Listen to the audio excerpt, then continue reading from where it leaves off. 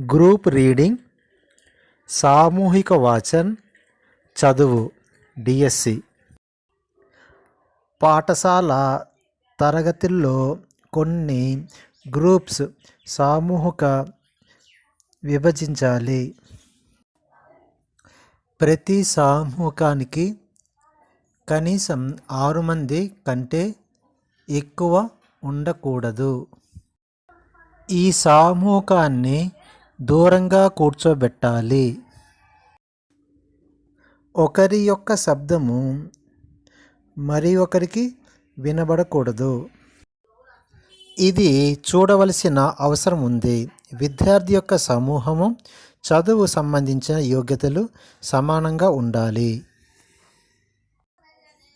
విద్యార్థి కూర్చున్న స్థలానికి మినహాయింపు ఇచ్చి వారికి నచ్చిన స్థలాన్ని కూర్చోవడానికి అవకాశం ఇవ్వాలి. సామూహిక వాచన్, చదువు సిద్ధాంతము.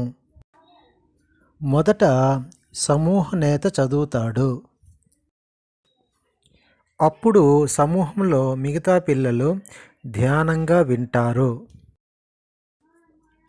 అటు తర్వాత మిగతా పిల్లలు వంతుల వారీగా చదువుతారు.